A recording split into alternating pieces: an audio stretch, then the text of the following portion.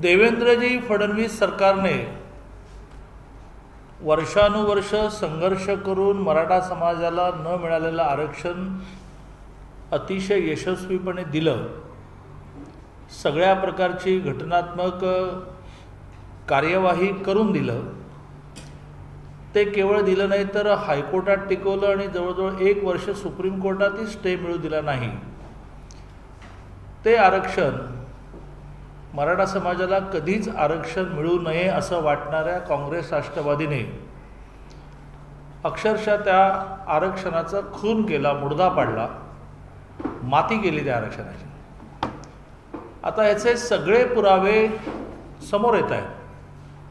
600 पानी 500 ऑड पानाचं जे सुप्रीम कोर्टाचं जजमेंट आहे, निकालपत्र आहे, ते वाचल्यानंतर पॅराग्राफच्या पॅराग्राफ असे लक्षात येतात की याच्यामध्ये या शासनाने जिद्दीने, छत्रपती शिवाजी महाराज ज्या जिद्दीने हा किल्ला आता सर करायचा, अशा जिद्दीने उतरून सगळी पूर्वतयारी करायची, तशा जिद्दीने काही यांनी ही केस लढवली नाही. आणि त्यामुळे भारतीय जनता पार्टीने मराठा समाजाच्या हितासाठी हे आरक्षण मराठा समाजाला पुन्हा मिळावं यासाठी विचार करण्यासाठी एक समिती नेमली आहे. मी त्या समितीचा अध्यक्ष आहे. माननीय आशिषजी शेलार, माननीय प्रवीणजी दरेकर, माननीय विनायकरावजी बेटे, माननीय नरेंद्रजी पाटील, श्रीकांत भारतीय अशी ती समिती आहे. त्या समितीची आज पहिली बैठक झाली की या सगळ्या परिस्थितीमध्ये काय करायचं. मराठा समाज एकटा पडलेला आहे. एका बाजूने कोविडची परिस्थिती ही बिघडत चाललेली आहे आणि त्याचा एका अर्थाने, मी खूप विचारपूर्वक शब्द वापरेन, त्याचा एका अर्थाने फायदा घेऊन अशा प्रकारची आंदोलनं होऊ नये यासाठी पुन्हा पुन्हा पुन्हा पुन्हा कठोर निर्बंध टाकले जात आहेत की जेणेकरून कोणी रस्त्यावर फार येऊ नये. पण हा जो गैरसमज शासनाचा आहे की ही मनामधली जी भावना आहे, जो संताप आहे, तो काही दिवसांनी ओसरेल, तसं होणार नाही. कारण हा जिंदगीचा विषय, आयुष्याचा विषय आहे. आयुष्याचे आयुष्य उद्ध्वस्त झालेले आहे. म्हणजे ज्यांना रिझर्वेशनमध्ये मिळणार होत्या नोकऱ्या, मिळणार होतं ॲडमिशन, ते लांब. पण जरा एक दिवस स्टे उशिरा मिळाला असता तर किती जणांना ॲडमिशन्स मिळाली असती, तर किती जणांना नोकऱ्या मिळाली असती, ती सुद्धा यादी मोठी आहे. पण त्यामुळे अशा प्रकाराने आपल्या आयुष्यामध्ये अंधार झाल्यानंतर कोविडचे लॉकडाऊन 2-2 वेळा वाढवून ज्याला किलडाऊन म्हणतात किंवा ज्याला स्लोडाऊन म्हणतात, असं मराठा समाजातल्या मनामधल्या भावनांच्या बाबतीत करता येईल असा जो समज आहे तो समज खोटा आहे. आणि मराठा समाजाला आपण एकटे पडलो तसं जे वाटतं आहे, कुठलाही नेता आपल्याबरोबर नाही असं वाटतं आहे, त्यात त्यांची आंदोलनाची स्वायत्तता कायम राखून, आंदोलन त्यांनीच केलं पाहिजे, आंदोलनाची स्वायत्तता कायम राखून, कारण अनेक प्रकारे संघटना आहेत. मराठा समाज पुन्हा एकदा आरक्षण मिळण्यासाठी जे जे आंदोलन करेल त्या आंदोलनामध्ये खांद्याला खांदा भिडून भारतीय जनता पार्टी सहभागी होईल. भारतीय जनता पार्टीचा झेंडा नाही, भारतीय जनता पार्टीचं नाव नाही. आणि त्यामुळे आज आम्ही विचार करताना 2-3 गोष्टींचा विचार केला. त्यात प्रामुख्याने याचा कायद्याचा श्लेष जो काढला जातो आहे त्यासाठी आम्हीसुद्धा एक कायदे तज्ज्ञांची समिती करतो आहोत. त्यातल्या भेटीगाठी खूप जोरात सुरू आहेत. आणि कसं हे सरकार कमी पडलं हे एका अर्थाने पोलखोल करण्याचा आम्ही प्रयत्न करतो. साधा एक विषय मी तुम्हाला सांगतो की सुप्रीम कोर्टाच्या डिसिजनमध्ये एका पॅराग्राफमध्ये त्यांनी असं लिहिलं आहे की मराठी ट्रान्सलेशन याचं करून द्या, यासाठी आम्ही मुदत देतो, यासाठी आम्ही मुदत देतो, यासाठी आम्ही मुदत देतो. याचा अर्थ काय होतो की वारंवार मुदती देऊनसुद्धा गायकवाड कमिशनचा रिपोर्ट मराठी ट्रान्सलेट झाला नाही. जो दिला गेला तो त्याचं जे पहिला रिपोर्ट आहे तो दिला गेला. ॲनेक्शरमध्येच सगळी मांडणी होती, ॲनेक्शरमध्येच लॉजिक होतं आणि त्यामुळे तो पॅराग्राफ असेल. किंवा साधारणतः कायदा कधी स्टे होत नाही, कायदा चालवून संपवायचा असतो. पुन्हा एकदा सुप्रीम कोर्टाच्या जजमेंटमध्ये दिसतंय असं की वारंवार महाराष्ट्र शासनाला, म्हणजे महाराष्ट्र शासनाच्या वकिलांना सुप्रीम कोर्ट हा आग्रह धरत होता की तुम्ही चालवा, नाही आम्हाला अजून एक डेट पाहिजे, तुम्ही चालवा, नाही आमची पूर्वतयारी नाही, तुम्ही चालवा, मला ब्रीफिंग नाही. हे सुप्रीम कोर्टाने निकालपत्रात दिलं आहे. आणि मग एका क्षणाला इरिटेट होऊन हे डॉजिंग चाललेलं आहे, हे एका अर्थाने फुटबॉल चाललेला आहे, म्हणून सुप्रीम कोर्टाने स्टे दिला. तो स्टेसुद्धा वर्षभर केस चालली आणि मग मिळाला असतं तर वर्षभरातल्या अनेक ॲडमिशन्स आणि अनेक नोकऱ्या होऊन गेल्या असतं, कारण स्टे नाही. आणि त्यामुळे सुप्रीम कोर्टाच्या निकालाचा अभ्यास करण्यासाठी त्यांनी समिती नेमली आहे. ती समिती त्यांना हे सगळं मांडेल की आपल्या काय काय चुका झालेल्या आहेत. आणि म्हणून आज आम्ही निर्णय केला की मराठा समाज त्यांच्या ताकदीवर जे आंदोलन करेल, त्यांच्या नावाने जे आंदोलन करेल, त्यांच्या नेतृत्वावर जे आंदोलन करेल, त्याच्यामध्ये भारतीय जनता पार्टी ताकदीने एकही झेंडा भारतीय जनता पार्टीचा नाही, एकही घोषणा भारतीय जनता पार्टीची नाही, कारण समाजाचं आंदोलन आहे, आम्ही सहभागी होऊ. फेरविचार याचिका जी केंद्राने दाखल केली आहे, अजूनही यांचा निर्णय होत नाही की आपली फेरविचार याचिका दाखल करायची की यांनी दाखल केली पाहिजे. आणि जी फेरविचार याचिका केंद्राने दाखल केली आहे ती 102 वेळा घटना दुरुस्तीनंतर राज्याला अधिकार आहेत की नाही, तर ते क्लिअरच झालं आहे की ते अधिकार आहेत. त्यातून 3 मुद्द्यापैकी एक मुद्दा मार्गी लागेल की राज्याला अधिकार आहेत. पण अतिशय मराठा समाजाच्या दृष्टीने दुःखद घटना अशी घडलेली आहे, ज्याला मी मगाशी खून, मुर्दा, मातीत घालणं म्हटलं, ते म्हणजे ज्या गायकवाड कमिशनच्या रिपोर्टवर हे सगळं आधारित आहे, तो रिपोर्टच खारिज झाला.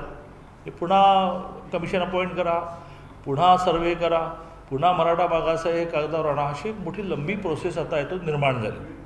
आणि त्यामुळे महाराष्ट्र शासनाने 102व्या घटना दुरुस्तीच्या बरोबरीने एकूण निर्णयाची सुद्धा फेरविचार याचिका दाखल केली पाहिजे.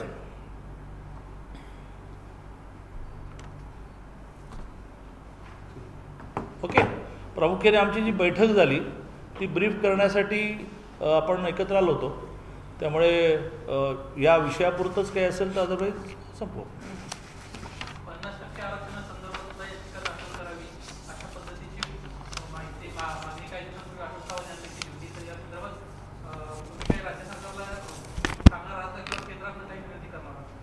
असं आहे की ही 102व्या घटना दुरुस्ती व्यतिरिक्तची जी फेरविचार याचिका आहे तो राज्याचा विषय असल्यामुळे किंवा आमचा मागास आयोग गायकवाड कमिशनचा रिपोर्ट का फेटाळला. गायकवाड कमिशनच्या रिपोर्टमध्ये 2 भाग आहेत. मराठा मागास कसा हा भाग आहे आणि 50% अभाव का हे पण आहे त्याच्यामध्ये. आमचा रिपोर्ट का फेटाळला लागेल, ही याचिका केंद्र कसे दाखल करेल, ती याचिका राज्य सरकारला दाखल करायला लागेल. तर त्यासाठी त्यांनी समिती अपॉइंट केलेली आहे. 600 पानाचा अभ्यास करायला 15 दिवस समिती अपॉइंट केली.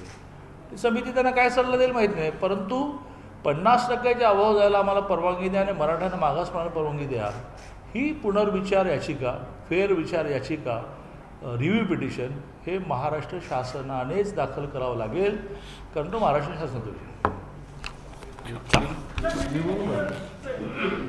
आज आपने मराठा रिजर्वेशन का जो कमेटी बनाई है, क्या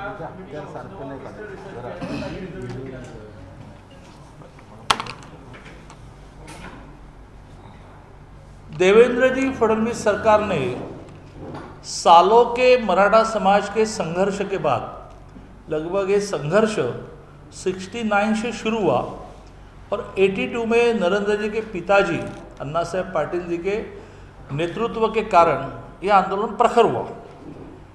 नरेंद्र जी के पिताजी नरेंद्र पाटिल, अन्ना साहब पाटिल, उन्होंने फ्रस्ट्रेट होकर, निराश होकर आत्महत्या की, हम सबको मालूम है. लेकिन उन्होंने जो शुरू की हुई मशाल जो है वो आगे चलती रही. तो ऐसे सारे मराठा समाज के प्रयत्नों के बाद देवेंद्र जी फडणवीस सरकार ने यह सिद्ध किया कि इच्छा शक्ति यदि होती है तो कुछ भी कर सकते हैं. आरक्षण मिला, वो हाईकोर्ट ने मान्यता दी. 1 साल सुप्रीम कोर्ट में स्टे नहीं मिला. इस सरकार की इच्छा ही नहीं. यदि इच्छा होती तो गत 70 साल में वो देते. 1960 में महाराष्ट्र राज्य तैयार हुआ. 69 में पहला backward commission Kalelkar commission appoint हुआ. बाद में मंडल कमीशन की बहुत बड़ी संधि थी, जब तो शरद पवार जी मुख्यमंत्री थे. लेकिन इच्छा ही नहीं थी. तो ऐसी इच्छा नहीं वाले सरकार ने यह एक दूसरे से जानबूझकर इसकी मर्डर की है, इसका खून किया है, और इस आरक्षण को कायम रखने के लिए जो मेहनत देनी चाहिए वो ली नहीं. अब बड़ा संकट निर्माण हुआ है, तो भारतीय जनता पार्टी ने अब इसमें क्या करना, अपनी नीति क्या होनी चाहिए, इसलिए एक समिति निर्माण की. मैं अध्यक्ष हूँ. आशीष जी शेलार, प्रवीण जी दरेकर, विनायकराव जी मेटे, नरेंद्र पाटिल, श्रीकांत भारती, ऐसी समिति, इसकी बैठक हुई. इसमें हमने निर्णय किया कि मराठा समाज इस विषय में जो आंदोलन करना चाहता है उसमें वो अपने बैनर पर ही आंदोलन करे, अपने नेतृत्व पर ही आंदोलन करे, लेकिन भारतीय जनता पार्टी उस आंदोलन को सभी प्रकार का सपोर्ट करेंगे। अपने नेताए रास्ते पर उतरेंगे, लेकिन वो मराठा समाज के नेतृत्व के साथ उतरेंगे। ये एक निर्णय हमने किया। कानून के तज्ञों की एक समिति निर्माण करना कि भाई ये क्या हुआ है, इसमें से क्या निकलने वाला है, तो वो एक निर्णय हमने किया। सबसे महत्व की बात, यदि 102वीं घटना संविधान संशोधन के बाद अधिकार राज्यों की है कि नहीं, इसकी रिव्यू पिटिशन दाखिल हुई है, तो उससे 3 में से 1 मुद्दा स्पष्ट हो जाएगा कि राज्यों का अधिकार है। लेकिन सुप्रीम कोर्ट ने अपने गायकवाड़ कमीशन के रिपोर्ट को जो सस्पेंड किया, जिसमें 2 मुद्दे थे, मराठा मागास है कि नहीं और अबव 50 जा सकते हैं कि नहीं। गायकवाड़ कमीशन ने बहुत ताकत से दोनों मुद्दों को पॉजिटिवली रखा था, तो वो उसके लिए रिव्यू दाखिल करना पड़ेगा ना, और वो केंद्र नहीं करेगी, वो तो महाराष्ट्र सरकार ने करनी पड़ेगी। तो महाराष्ट्र सरकार 102वीं संविधान संशोधन के बारे में भी रिव्यू में जाना कि नहीं सोच रही है, और दूसरे 2 मुद्दों के लिए तो उन्होंने रिव्यू में जाना ही पड़ेगा, उसके बारे में उन्होंने अभी निर्णय किया नहीं है। तो यह मराठा समाज का एक दूसरे से विश्वासघात है और मराठा समाज इसको सहन करेगा नहीं। अब कोविड के कारण, ये नहीं कहता कि कोविड नहीं है, लेकिन अभी संख्या कम होने के बाद फिर से 15 दिन का लॉकडाउन, तो इसीलिए है कि लोग रास्ते पर न उतरे, कोविड के लिए भी न उतरे, मराठा के लिए भी न उतरे। लेकिन ऐसे पोस्टपोन करते जाने से असंतोष मन का समाप्त नहीं होगा। नहीं, अभी मराठा विठू माऊलीचा गजर म्हणजे